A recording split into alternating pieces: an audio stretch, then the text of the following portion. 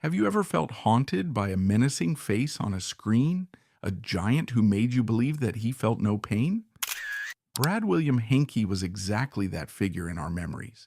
Stoic, gritty, and seemingly invincible, he was like a towering mountain from the NFL gridiron to the gritty frames of film, where we saw only overwhelming power, but never the human heart beneath. But what happens when the cameras stop rolling and that villain returns to a reality riddled with scars? It is heartbreaking to know that this massive man took his final breath in a lonely sleep at the age of 56, when his exhausted heart could no longer bear the weight of a body covered in old wounds. This is not a story about a star, but a story about a gentle giant who lived a life that was far too brief, enduring silent pains that no one ever truly knew. We must first cast our minds back to the American landscape of the late 1960s. Brad William Henke entered this world on April 10th, 1966, in the small industrious town of Columbus, Nebraska. It was the American heartland, a place of flat horizons, hard work, and stoic values. Born under the astrological sign of Aries, he seemed to possess that sign's characteristic drive, fire, and stubbornness from his very first breath. However, his destiny would not be found in the cornfields of Nebraska. His family moved west to Littleton, Colorado, a suburb of Denver where the Rocky Mountains scraped the sky. It was here, against the backdrop of high altitude and rugged terrain, that Brad began to grow and grow. By the time he enrolled at Heritage High School in Littleton, he was already a biological anomaly. He was a titan among boys, a physical specimen that coaches dream of discovering. But the culture of the 1980s was specific and unforgiving regarding young men of his size. It was a time when the jock hierarchy was absolute. A young man growing up in this era was fed a singular diet of American masculinity. Be big, be strong, and do not show pain. For a boy naturally gifted with size, the path was preordained. You didn't choose football, football chose you. It was expected, it was demanded. Yet, even in these formative years, Brad defied the stereotype. While he dominated on the gridiron, flattening opponents with sheer mass and torque, he possessed a sharp, inquisitive mind that seemed out of place in the locker room. He wasn't just bashing heads, he was observing human behavior. He was sensitive to the world around him. But in the hyper-masculine environment of 1980s high school football, sensitivity was a liability. So he learned to wear a mask. He learned to project the aggression expected of him, burying the gentle observer deep inside. This duality, the exterior tank and the interior poet, would become the defining conflict of his entire life. Brad took his immense talents to the University of Arizona in 1987, suiting up as a defensive lineman for the Wildcats. The transition from high school to Division I college football is often where dreams go to die, but Brad thrived. He was a force of nature on the defensive line, a wall that opposing offenses struggled to breach. To truly understand what Brad went through during these years, we must pause and analyze the brutal physics of his position. The defensive lineman is one of the most physically demanding jobs in all of sports. It is not a game of running. It is a game of violent, static wrestling. Imagine a car crash happening every 40 seconds. That is the life of a lineman.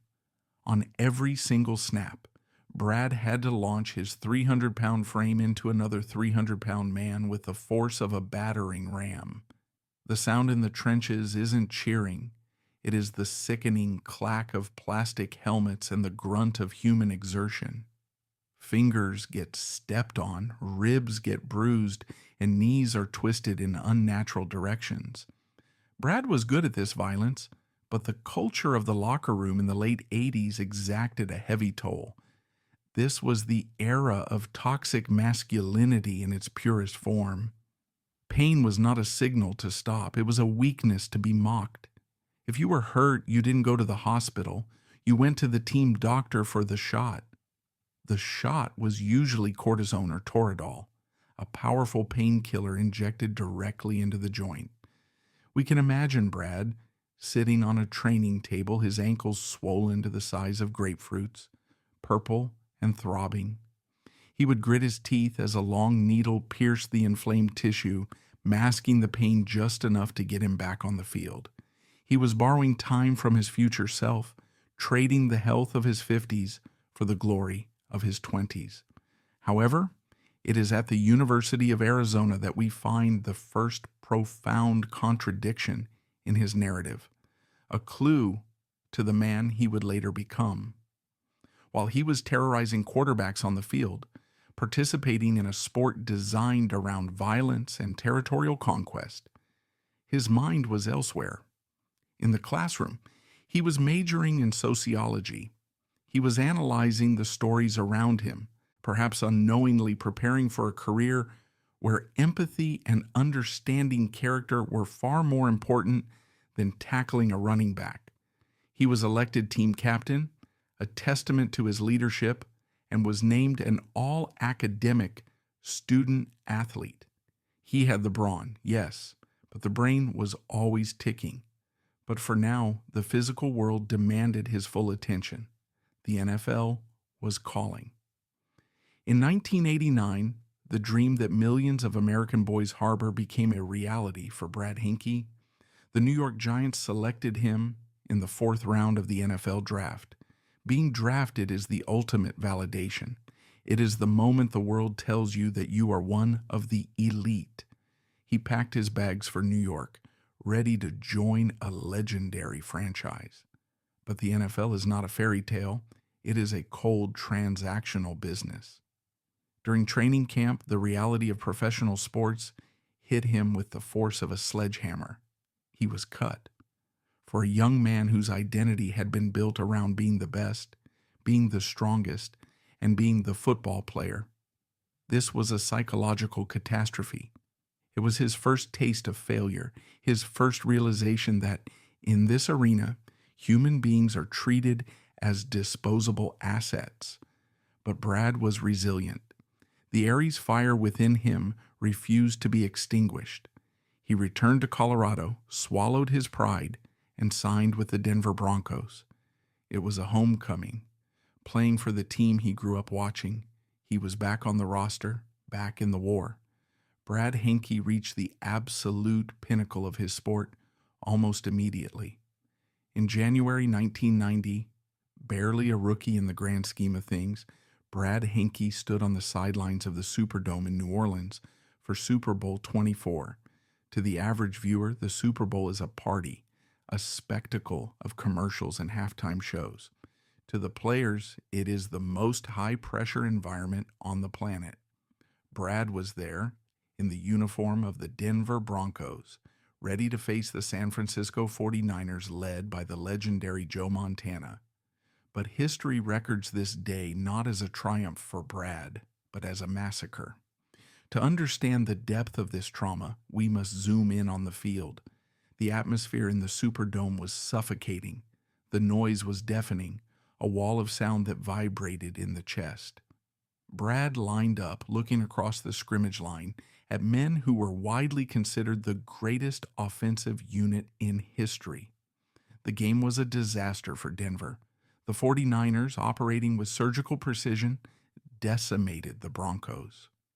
Joe Montana seemed untouchable, a ghost that Brad and his teammates simply could not catch. Every time Brad fired off the line, lungs burning, legs churning, he was met with a wall of resistance, only to see the ball fly over his head into the arms of Jerry Rice.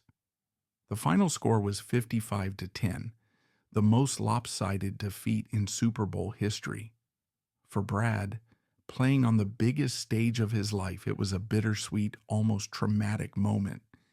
He had reached the mountaintop, the peak of his athletic career, only to find the air too thin to breathe. He wasn't just losing a game, he was being physically erased in front of a global audience of millions. He was part of a historic loss. The psychological toll of such a defeat is immense, but the physical toll was worse. The game of football in 1990 was different from today. Rules protecting players were scarce. It was a brutal bone-on-bone collision sport, and Brad was in the trenches, playing on the defensive line, a position where every single play involves a car crash equivalent of impact. The glory of the NFL is fleeting, often lasting only as long as the cartilage holds out. For Brad, the enemy wasn't an opposing player, it was his own anatomy. The human body has limits, and a frame of 6'4" carrying nearly 300 pounds puts immense strain on the joints. Brad's ankles became his Achilles heel. Between 1990 and 1994, the dream turned into a medical nightmare. He underwent 6 agonizing surgeries in just 4 years. Imagine the cycle, the injury, the searing pain, the surgery, the rehabilitation, the doubt, and then forcing yourself back onto the field before you are truly ready, driven by the fear that if you stop, you will be replaced. He played through pain that would cripple an ordinary man. He injected painkillers to numb the agony, taping his ankles so tightly they lost circulation, all to chase a ball, all to maintain the only identity he had ever known.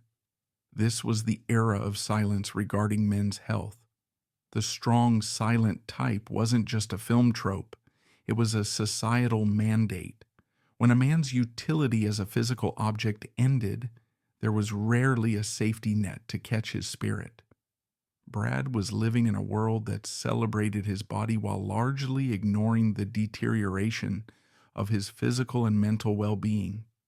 In 1994, at the tender age of 28, the doctors gave him the news that every athlete fears more than death. It was over. The ankle could take no more. The structure had failed. He tried, with desperate hope, a brief stint in the Arena Football League with the Fort Worth Cavalry in 1994. It was a step down from the NFL, a smaller stage, but he just wanted to play. He wanted to delay the inevitable, but the writing was on the wall. The body said no. He retired. The stadium lights turned off. The cheering crowds vanished. The camaraderie of the locker room, a brotherhood forged in sweat and blood, evaporated overnight. For the first time in his life since he was a young boy in Littleton, Brad Henke was left in the dark. What do you do when you're a warrior without a war? As the curtain fell on his athletic career, Brad was left standing in a void that no amount of cheering could fill. The silence of retirement is a terrifying sound for a man who has only known the roar of the Colosseum. He had spent his youth building a body for war, but now, stripped of his armor and his purpose, he was forced to confront a world that had no use for a broken gladiator. It was in this quiet desperation that he packed his bags for Los Angeles, trading the snowy peaks of Colorado for the smog and neon of a city where reinvention is the only religion. The physical pain in his ankles was constant, but it was the ache of irrelevance that pushed him toward a destiny he never could have predicted. The year was 1994. Brad Henke was sitting in Los Angeles, a city of 10 million dreamers, feeling entirely alone. Retirement for a professional athlete is often described as a first death. For Brad, the silence was deafening. For nearly 15 years, his life had been regimented by the blow of a whistle. He had been told when to eat, when to sleep, when to run, and when to hit. He had a tribe, a locker room of brothers who shared a common language of violence and victory. Now, at age 28, he was a civilian. The psychological impact of this transition cannot be overstated. Brad was suffering from what many ex-linemen face, a loss of purpose combined with chronic physical pain. His ankles were a ruined mess of scar tissue. The adrenaline that had fueled him since he was a teenager in Littleton was gone, replaced by a void. He tried coaching, attempting to stay close to the sidelines, but it was like a starving man watching others eat. It wasn't enough. He was a man built for impact, living in a world that required none. He needed a new outlet for the intense energy that boiled beneath his skin. But in Hollywood, a town obsessed with surface-level beauty, a 6'4", 280-pound ex-football player is usually pigeonholed into one category: the thug, the bouncer, the nameless muscle who gets punched by the hero. Brad, however, refused to be a cliché. Destiny often arrives not with a fanfare, but with a flyer. In late 1994, Brad saw a casting call looking for big guys to appear in a commercial. It was a generic call, the kind that attracts hundreds of hopefuls, a meat market of humanity where men were judged solely on the circumference of their biceps. He went perhaps on a whim, perhaps out of a desperate need to pay rent. He walked into the room, and for the first time, his size wasn't a medical liability. It was an aesthetic asset. He got the part. It was a small victory, a commercial spot that would be forgotten by most, but for Brad, it was a revelation. He realized that the camera offered a rush similar to the kickoff. There was performance, there was pressure, and there was a team. But unlike football, where the goal was to hide your humanity behind a helmet and face mask, acting required him to take the helmet off. This realization sparked a profound hunger in him. He didn't just want to be an extra, he wanted to be an actor. But he knew the stigma attached to athletes in Hollywood. They were viewed as props, not artists. If he was going to survive in this new arena, he had to learn the craft from the ground up. Most ex-athletes rely on their name recognition to get roles, playing versions of themselves in cameos. Brad did the absolute opposite. He humbled himself completely. He enrolled in acting classes in small, dusty theaters and strip malls across Los Angeles. Picture the scene: a room full of aspiring theater students, lithe dancers, and intense method actors. And sitting among them is a former NFL defensive lineman who takes up 2 chairs. The contrast was stark, almost comical, but Brad's dedication was deadly serious. It was here that Brad faced his greatest challenge: unlearning his armor. This is where we must understand the Frankenstein syndrome that plagues Hollywood. The industry has a long history of mistreating large men. Like Mary Shelley's famous monster, men of Brad's size are often assumed to be slow-witted, aggressive, or devoid of feeling. They are cast as monsters to be slain by the handsome, smaller hero. Brad was fighting a war on 2 fronts.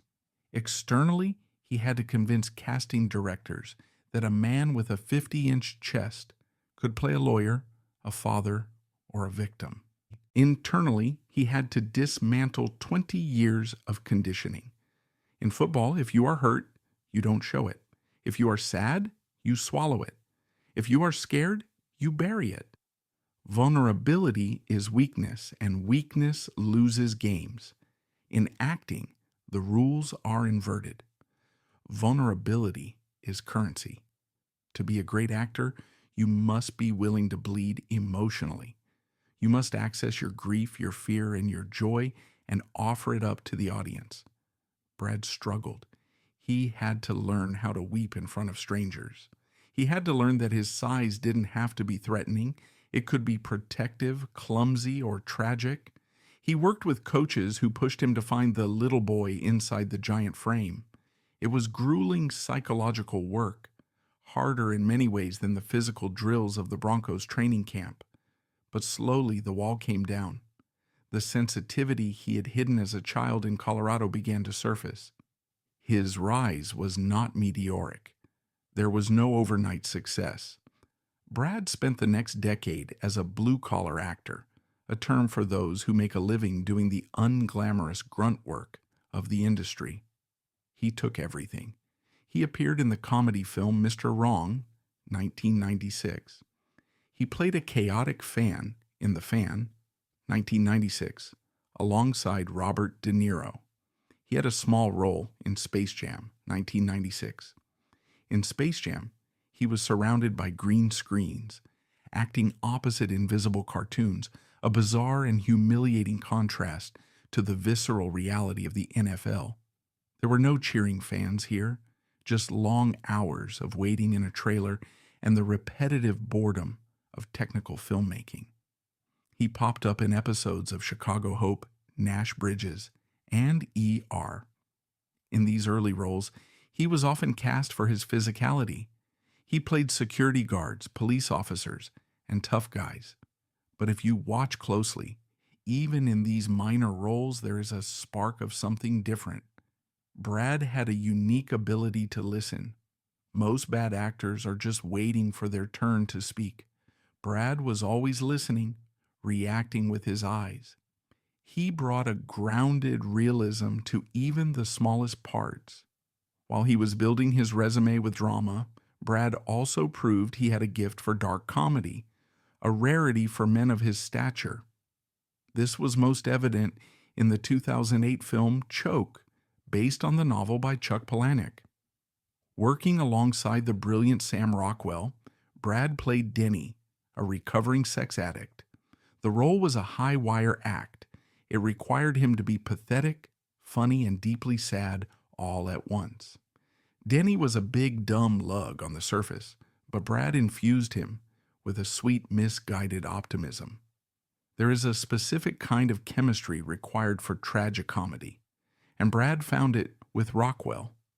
They played off each other like a classic vaudeville duo, the manic energy of Rockwell grounded by the massive, confused presence of Henke. The film won a special jury prize at the Sundance Film Festival for its ensemble cast. For Brad, Choke was a critical turning point. It proved to the industry that he wasn't just a heavy, he was a character actor with impeccable timing. He could make you laugh and then break your heart in the very next scene. After 10 years of grinding, the breakthrough finally arrived, but it came in a form no one expected. In 2006, the hit Showtime series Dexter was captivating audiences with its story of a vigilante serial killer. Brad was cast in a 4-episode arc as Tony Tucci. On paper, the role could have been throwaway. Tony was a night watchman at a skating rink, but the character becomes a victim of the ice truck killer. In a gruesome turn of events, Tony is kidnapped and mutilated, losing his hand and foot, yet left alive as a taunt to the police. This role required zero aggression. It required pure, unadulterated terror and vulnerability. Brad had to play a man who had been broken, a man in the depths of physical agony and psychological shock. The performance was haunting. Seeing a man of Brad's size reduced to a weeping, terrified victim created a powerful cognitive dissonance for the audience. It shattered the tough guy stereotype. Critics began to take notice. "Who is that?" they asked. "The big guy from the NFL?" He proved he could handle heavy, dramatic material. He wasn't just a prop. He was an actor capable of eliciting deep sympathy. The irony was palpable. Brad was now receiving critical acclaim for playing a character who loses his limbs, a cruel echo of his own past where limb injuries ended his first career. He was channeling his own trauma into his art. If Dexter proved Brad could be a victim, Justified proved he could be a monster with a soul. In 2011, he joined the cast of the critically acclaimed FX drama Justified for its second season. He played Coover Bennett, the youngest and largest son of the criminal matriarch Mags Bennett. Coover was a brute. He was the muscle of the Bennett clan, a marijuana-growing crime family in the hills of Kentucky. A lesser actor would have played Coover as a silent Terminator. Brad, however, made a different choice. He played Coover as a giant child. He imbued the character with a desperate, pathetic desire for his mother's approval. He was dangerous, yes. He kills a man with his bare hands in one of the show's most shocking scenes. But he was also bullied by his brothers and manipulated by his mother. Brad used his body language to convey this duality. He would hunch his shoulders when his mother spoke, making himself look smaller, a scolded puppy in the body of a grizzly bear. The most defining moment of this role, and perhaps the moment Brad Henke truly became a great actor, was Coover's death scene. In a violent struggle with the protagonist, Raylan Givens, Coover is shot. As he falls, the camera lingers on Brad's face. He doesn't look angry. He looks confused. He looks at his mother with a heartbreaking mixture of betrayal and fear, like a child who scraped his knee, not a gangster bleeding out. The audience feels a strange pang of sadness. We weren't just watching a villain die, we were watching a lost boy perish. With the tragedy of Coover Bennett, Brad had proven his range, but the tests were not over. In 2014, he faced a challenge that would physically drag him back to the brutality he thought he had left behind in the NFL. He was cast in the World War II epic Fury, directed by the intense and demanding David Ayer. This wasn't just another movie set.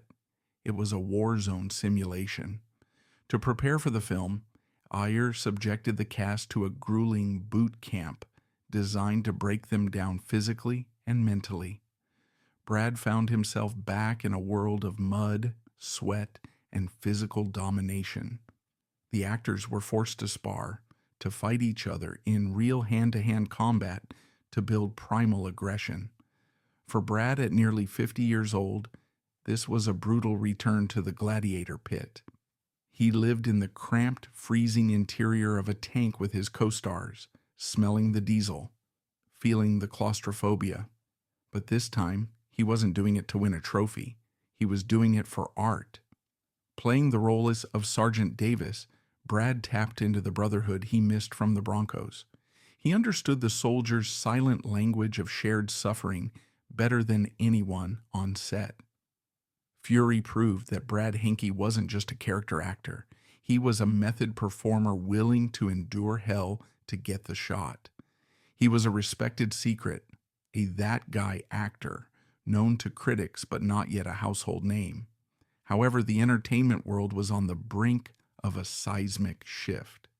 As the industry pivoted from network schedules to the binge-watching model of streaming services, a new opportunity arose, one that required a villain of such specific, imposing menace that only Brad could fill the uniform. By 2016, the television landscape had shifted beneath the feet of the industry. Streaming services were no longer a novelty. They were the titans. At the forefront was Netflix, and its crown jewel was Orange is the New Black. The show was a cultural phenomenon, a gritty, diverse, and heartbreaking look at a women's prison. As the show entered its 4th season, it needed a new antagonist. The writers needed a force of nature, someone who could physically and psychologically dominate a cast of strong, hardened characters. They created Desi Piscatella, a captain of the guards who viewed inmates not as people, but as cattle to be corralled. The casting call went out for a giant, but they didn't just need size, they needed complexity. Piscatella was written as a gay man, a detail that added a fascinating layer to his authoritarianism. He wasn't the stereotypical homophobic bully. He was a marginalized man who had aligned himself with the oppressor's power structure. When Brad Henke auditioned, he brought the weight of his entire life with him. He brought the discipline of the NFL training camps, the pain of his surgeries, and the vulnerability he had mined in acting classes. He didn't play Piscatella as a caricature. He played him as a man who believed with terrifying conviction that he was the hero. He got the part, and when he walked onto the set of Litchfield Penitentiary, the dynamic changed instantly. The character of Desi Piscatella is one of the most effective villains in modern television history, and the credit belongs largely to Henke's specific choices as an actor. Brad was a heterosexual man playing a gay character. In lesser hands, this could have resulted in offensive stereotypes or mannerisms. Brad, however, approached the sexuality of the character as simply a fact of life, not a performance. He understood that Piscatella's defining trait wasn't who he loved, but who he hated. He played Piscatella with a stillness that was unnerving. He didn't need to shout to be scary. He would often stand in the background of a shot, a looming bearded mountain of a man, eyes scanning the room like a predator. He used his physical bulk, the same bulk that had once blocked offensive linemen, to shrink the space around the actresses. When he stepped into a cell, the air left the room. But what happened behind the scenes reveals the true depth of Brad's professionalism. The transformation into Piscatella was a physical ordeal. Brad spent hours in the makeup chair. The massive, menacing beard that became his trademark was largely his own, grown out to biblical proportions, but it was groomed and dyed to look sharper, harder. The tattoos that covered his arms required painstaking application. On set, the atmosphere was tense. He was a lone man invading a space dominated by women. Brad was acutely aware that his size could be genuinely terrifying. To break the ice, he developed a habit of being the set Santa Claus. He would bring donuts, coffee, and snacks for the cast and crew. He would crack jokes between takes to deflate the tension. There was also the challenge of the LGBT community's reaction.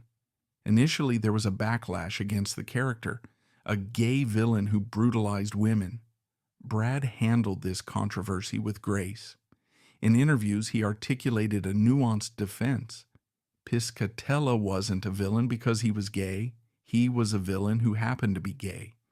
Brad argued that true equality in storytelling means gay characters can be heroes, victims, or absolute monsters, just like straight characters. But he also gave the character a backstory of betrayal. In Season 5, flashbacks revealed that Piscatella had once been a kinder guard who fell in love with an inmate only to be manipulated and hurt.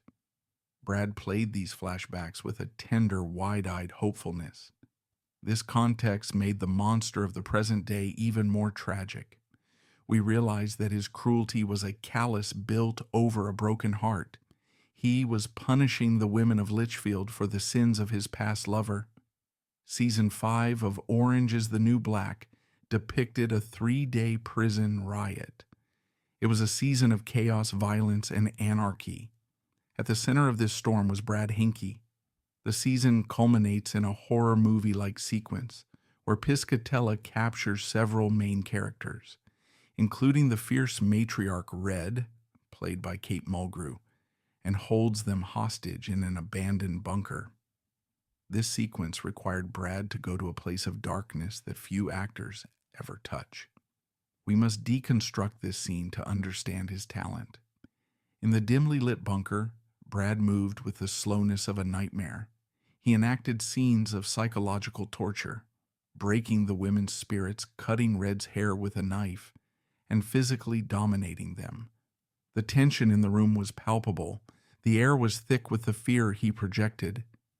He used his voice, dropping it to a low, terrifying rumble, explaining his actions with a twisted logic that made the skin crawl. It was brutal to watch. Critics were divided. Some felt it was too violent, bordering on gratuitous, but no one denied the power of the performance. Brad defended the art. He argued that to sanitize the villain is to disrespect the victim. He believed that by playing Piscatella as truly horrific, he was validating the suffering of real-life prisoners who face such abuse. He didn't want the audience to think the character was cool. He wanted them to be repulsed. He wanted them to hate him, and they did. He became the villain the world loved to hate. The cast, including Brad, went on to win the Screen Actors Guild Award for Outstanding Performance by an Ensemble in a Comedy Series. He had finally arrived. He was holding the trophy. The boy from Nebraska who had been cut from the Giants was now standing on Hollywood's podium. There is a profound irony in the life of Brad Henke during this period. On screen, he was the personification of menace, a man who haunted viewers' nightmares. Yet, speak to anyone who worked with him, and the description is unanimous. He was a teddy bear. The set of Orange is the New Black was emotionally taxing. After filming the scene where he tortured the inmates, the director would yell, "Cut!" and the transformation was instantaneous. Brad would drop the persona, his massive shoulders would slump, and he would rush to the actresses, Kate Mulgrew, Laura Prepon, Uzo Aduba, asking with genuine distress, "Are you okay? Did I hurt you?" "I'm so sorry." He was terrified of his own strength. He knew how easily he could accidentally harm someone. He treated his co-stars with a protective gentleness that belied his character's actions. But to truly understand who Brad Henke was, we must look away from the red carpets and the brutal prison sets and zoom in on the quiet moments that defined his humanity. The lost tapes of his life reveal a man far different from the monsters he played. In 2017, riding the wave of Orange is the New Black fame, he didn't hire a PR team to shield him from the public. Instead, he started a YouTube show called The Regular Guy Podcast. He would sit in front of a webcam and just talk to fans. People would call in from all over the world, not just to ask about the show, but to talk about their lives.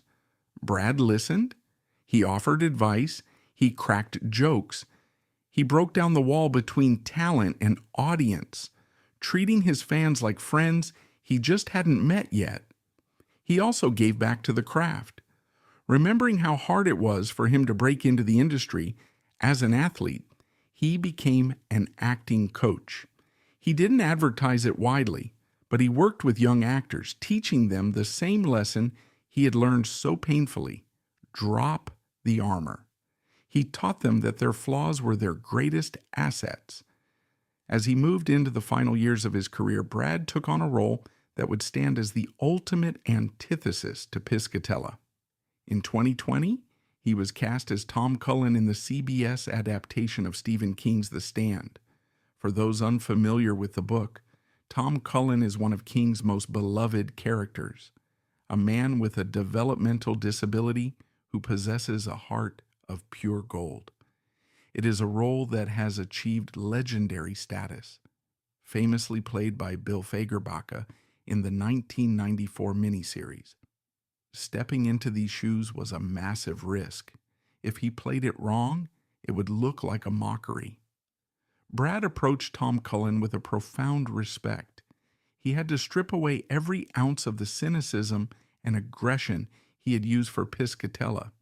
He adopted a voice that was higher, softer, filled with wonder.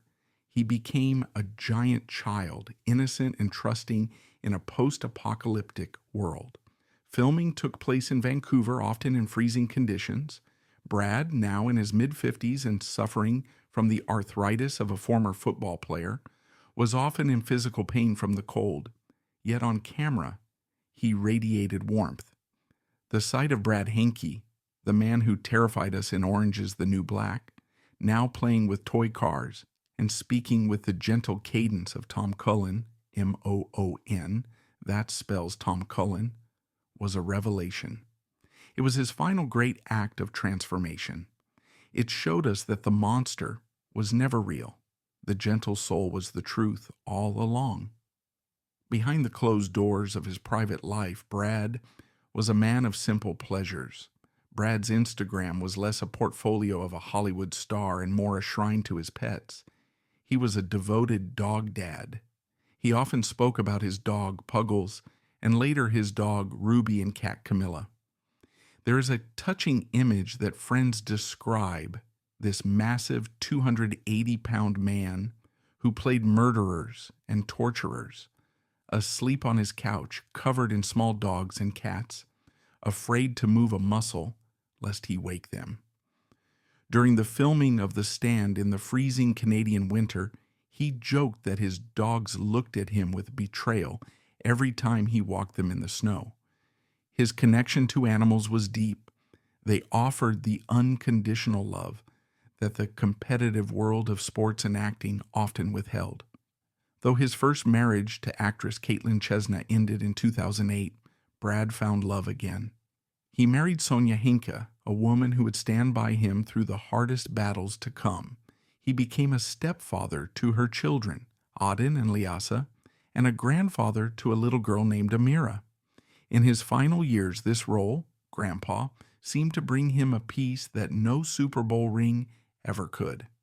By the dawn of the new decade, Brad Henke seemed to have achieved the impossible, a perfect equilibrium between his terrifying on-screen persona and his gentle off-screen reality. He was working, he was beloved, and he had finally made peace with his past. Yet while his spirit was soaring, the biological toll of his first life as a lineman was quietly accumulating interest. The human body keeps a meticulous score of every collision and every pound carried. And as 2020 faded into 2021, the invincible facade of the gentle giant was about to be tested by a betrayal from within. In May 2021, the shadow of mortality, which had been lurking in the periphery since his ankle surgeries in the 90s, stepped into the light. Brad, always transparent with his fan base, took to Instagram to share a terrifying ordeal. He posted a video from a hospital bed, his usually vibrant face looking tired and pale. He revealed that he had been suffering from fatigue and shortness of breath. Being an athlete, he knew his body better than most. He knew when the engine wasn't running right. He went to the doctor for a checkup, expecting perhaps a minor issue. The diagnosis was a shock wave. His arteries were 90% blocked. He was walking around with a widowmaker waiting to happen. The doctors told him bluntly, "You could have died."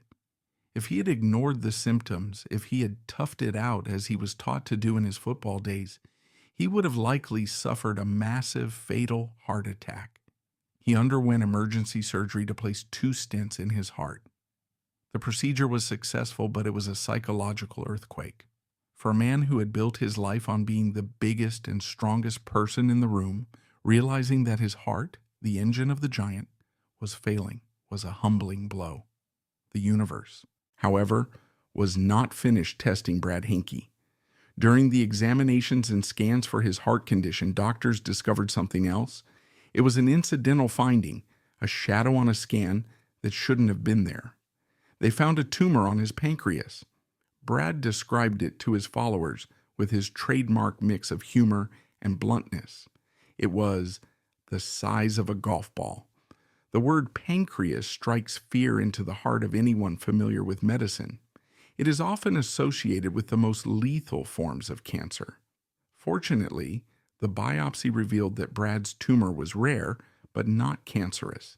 It was a mucinous cystic neoplasm. However, it was dangerous and had to come out. The surgery required to remove it was massive. It wasn't just a simple extraction.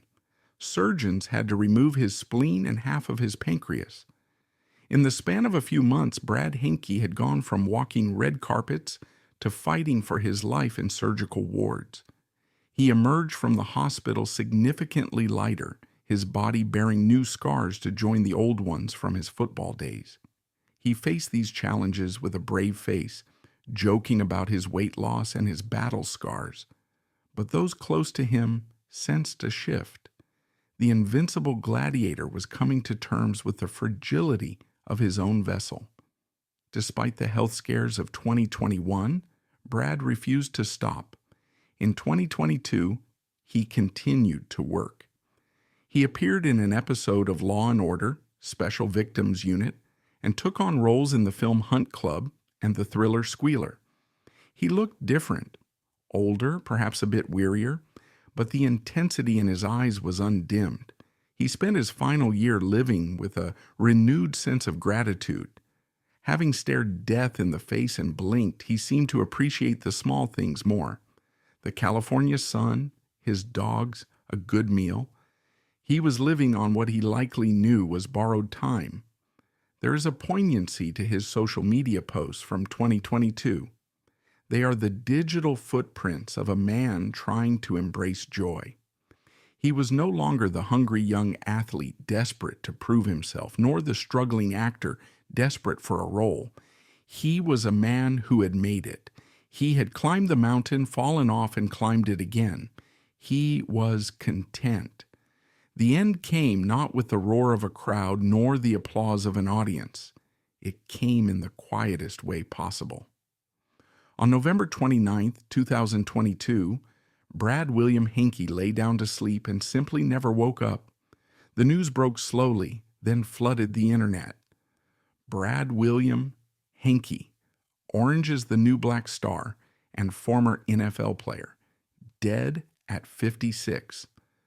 The shock was palpable. 56 is young. It is entirely too young. It is an age where an actor often moves into their lion in winter phase, taking on roles of patriarchs and elder statesmen. Brad had so much more to give. He had just found his true voice. He had just learned how to use his instrument to its full potential. Tributes poured in immediately, but they didn't speak of his tackles or his terrifying scenes as Piscatella. They spoke of the man. Casting director Jen Houston wrote, "This is a shock. He was a gentle giant." His manager, Cherie Cohen, said, "Brad was an incredibly kind man of joyous energy." We are often quick to mourn the celebrity, yet slow to understand the human journey that forged them. Brad's death was not just the end of an actor's career. It was the conclusion of a remarkable experiment in resilience. To fully honor his memory, we must look beyond the tragic timing of his exit and examine the mechanics of his survival. Why does Brad Henke's story matter? Because he represents the absolute triumph of the second act. In American culture, we love a prodigy, but we often discard the has-been. The narrative of the professional athlete is usually linear: rise, peak, decline, and silence. Brad Henke stared into that void in 1994. He was 28, broken, and directionless. He could have easily become another sad statistic. Instead, he did the impossible. He reinvented himself completely. He proved that the soul has more than one purpose. He showed us that life is not over when your first dream dies. In fact, the death of the first dream might just be the fertilizer for a much more interesting second one. Brad brought a soulful intelligence to his size. He refused to play the dumb giant. He expanded the palette of what a large man was allowed to be in cinema. He showed that a giant could be neurotic, intellectual, gay, vulnerable, terrified, or gentle. He proved that physical size does not preclude emotional depth. The tragedy of his death at 56 is the tragedy of what could have been. Brad was just entering his prime. We were robbed of seeing Brad Henke play the aging, wise football coach trying to save a kid from the streets. We missed seeing him play the grandfather with a secret. The fact that the vessel failed him just as he learned to steer it is the cruelest irony of all. Even in death, there remains a haze of confusion, a final mystery befitting a man who lived a complex life. Early reports stated he passed away in his hometown of Columbus, Nebraska, perhaps suggesting a return to his roots. Later biographies and official reports claimed he was in Las Vegas. In the digital age, where everything is tracked and geotagged, this final ambiguity feels almost poetic, a private end for a man who lived so publicly.